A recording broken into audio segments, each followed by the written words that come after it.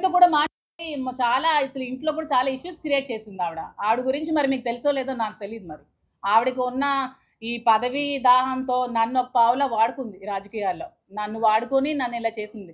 ఏమి ఈ 25 ఇయర్స్లో శ్రీను గారు చాలా మంది లేడీస్తో పాలిటిక్స్లో చాలా మంది పొలిటీషియన్స్ లేడీస్తో ట్రావెల్ చేస్తూ ఉంటారు కదా. చాలా మంది ఎంపీటీసీలు ఉంటారు, ఎంపీపీలు ఉంటారు, ప్రెసిడెంట్లు ఉంటారు, అందరూ లేడీస్ ఉంటారు. ఎప్పుడు చాలా మందితో లేడీస్తో మాట్లాడతారు. మరి అందరు లేడీస్తో మాట్లాడితే నన్నే ఎందుకు ఆవిడ ఇచ్చేయాలి, ట్రాప్ చేయాలి? ఆవిడ నన్ను ట్రాప్ చేసింది. నేను శ్రీను గారిని ట్రాప్ చేయడం కాదు. ఈవిడ నన్ను ట్రాప్ చేసి నన్ను ఒక పావులాగా వాడుకొని ఆవిడ టికెట్ పొందడానికి నన్ను యూజ్ చేసుకుంది ఆవిడ. నేను ఎవరిని ట్రాప్ చేయలేదు.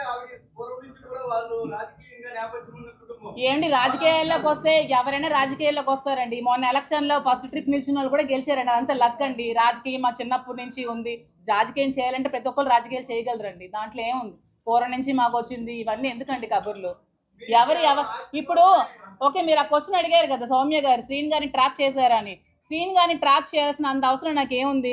మార్నింగ్ ప్రెస్ మీట్లో వాణి గారే చెప్పారు, ఫైనాన్షియల్ క్రైసిస్లో మేము ఉన్నాము, శ్రీను గారు ఒక షర్టు బనియన్తో వచ్చారు, అతనికి ఏమీ లేదు అని చెప్పారు. మరి ఏమీ లేనప్పుడు, అతని దగ్గర రూపాయి కూడా లేనప్పుడు అతన్ని ట్రాప్ చేయాల్సిన అవసరం నాకేముంది? ఒక 60 ఇయర్స్ అతన్ని ఏమీ లేని అతన్ని ట్రాప్ చేయాల్సిన అవసరం ఏముంది? ఫైనాన్షియల్గా మేము వెల్ సెటిల్డ్, మా ఫాదర్ గారు వెల్ సెటిల్డ్, మా హస్బెండ్కి ఒక 10 to 15 lakhs శాలరీ వచ్చేది, మా మాయ గారు వెల్ సెటిల్డ్. సో ట్రాప్ చేయాల్సిన అవసరం నాకు ఏముందండి? సౌమ్య గారు చెప్పండి.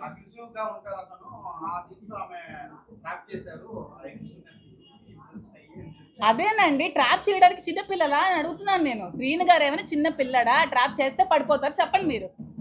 ఆ ట్రాప్ చేస్తే పడిపోయేవాడైతే ఈ 25 ఇయర్స్లో ఎవరు ట్రాప్ చేసినా పడిపోవాలి కదండి.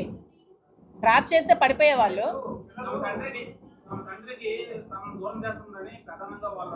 తమ తండ్రి అన్నారు కదా. ఈ 2 yearsలో తండ్రి ఎక్కడున్నాడో, తిన్నాడా, ఉన్నాడా, ఇల్లుందా, ఎక్కడున్నాడో, ఏ రోడ్డు మీద ఉన్నాడో ఎవరికైనా తెలుసా? చాలా మంది వచ్చేవాళ్ళు కదా అతను ఇంటర్వ్యూస్ తీసుకోవడానికి.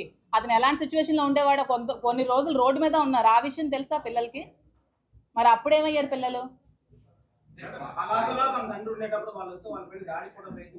అది తండ్రి కోసం వాళ్ళు ఇక్కడ ఏం జరిగిందో అది మీరు వాళ్ళకి శ్రీను గారికి అడిగితే మీరు చెప్తారు అక్కడ ఏం జరిగింది. నేను ఆ సిచ్యువేషన్లో లేను. నాకు తెలిసింది ఏమంటే 2 yearsగా అతను చాలా స్ట్రగుల్స్ ఫేస్ చేసి ఇంటికి తాళం ఆవిడ వేసేస్తే నడి రోడ్ మీద ఉంటే మేము చూసుకోవాల్సి వచ్చింది. ఈవెన్ ట్రాప్ చేసి అంటారు కదా, ఎందుకు? ఓకే, శ్రీను గారికి ఏం ఆస్తుందో చెప్పండి నాకు అంటున్నాను నేను. శ్రీను గారికి ఉన్న ఆస్తి ఏమిటి? శ్రీను గారికి ఉన్న ఇల్లు వాణి గారికి ఇచ్చేశారు, శ్రీను గారికి ఉన్న ఫ్యాక్టరీ వాణి గారికి ఇచ్చేశారు, శ్రీను గారికి బ్యాంక్ బ్యాలెన్స్ కూడా 0. శ్రీను గారికి అంటూ ఏం ఆస్తి లేదు. సో నేను శ్రీను గారిని దేనికోసం ట్రాప్ చేస్తానో మరి వాళ్ళకే తెలియాలి. ఎక్కడ సంపాదించారంటే కొంచెం చెప్పండి నాకు కూడా డీటెయిల్స్ ఏమైనా ఉంటే. మరి ఏమైనా మీరైనా ఎంక్వైరీ చేయండి. నాకు తెలిసి శ్రీను గారు పాలిటిక్స్లోకి వచ్చి నీతి నిజాయితీ ఉన్న నాయకుడు ఎవరైనా ఉన్నంటే శ్రీను గారే. అతను ఏమైనా కరప్షన్ చేయరు సంపాదించడానికి. అతని దగ్గర ఆస్తులు అంటూ ఏమీ లేవు, ఉన్నవన్నీ ఫ్యామిలీకి ఇచ్చేస్తారు. సో అతన్ని ట్రాప్ చేసి నేనేం లబ్ధి పొందాల్సిన అవసరం నాకు లేదు. నేను ఫైనాన్షియల్గా వెల్ సెటిల్డ్. నాకు వైజాగ్లో నాకు ఆస్తులు ఉన్నాయి. మా ఫ్యామిలీ వాళ్ళు శ్రీకాకుళంలో ఎవరికైనా చెప్తారు, చాలా వెల్ సెటిల్డ్ ఫ్యామిలీ. అక్కడ అత్తగారి ఫ్యామిలీ కూడా చాలా వెల్ సెటిల్డ్. నాకంటూ ఫైనాన్షియల్గా నాకు చాలా అసెట్స్ ఉన్నాయి. నేను ఎలక్షన్లో 1 crore to 2 crores నేను ఖర్చు పెట్టాను ఎలక్షన్స్లో. మీరు కావాలంటే క్యాడర్ ఎవరికైనా అడగండి, ఎలక్షన్ ముందు నేను ఎంత డబ్బులు ఖర్చు పెట్టానని చెప్తారు. నా పర్సనల్గా నా అమౌంట్ నేను ఎలక్షన్లో ఖర్చు పెట్టి ఎలక్షన్ చేశాను. సో దేనికోసం ట్రాప్ చేయాల్సిన అవసరం నాకైతే లేదు. ఇది క్లారిటీగా తెలుసుకుంటే చాలా మంచిది.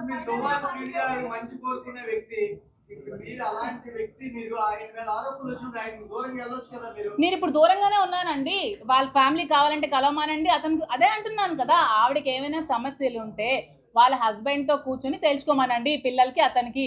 నన్ను మాత్రం లాగొద్దు అని చెప్తున్నాను. నేను ఇది చెప్పడానికి వచ్చాను. నన్ను బయటకి లాగొద్దు. నిజంగా ఆవిడకి హస్బెండ్తో కలవాలనిపిస్తే హస్బెండ్తో కలవమానండి, హస్బెండ్తో మాట్లాడుకోమనండి, పిల్లల్ని హస్బెండ్తో కలవమానండి. అది వాళ్ళ లైఫ్, వాళ్ళ ఫ్యామిలీ మ్యాటర్, నాకు సంబంధం లేని విషయం.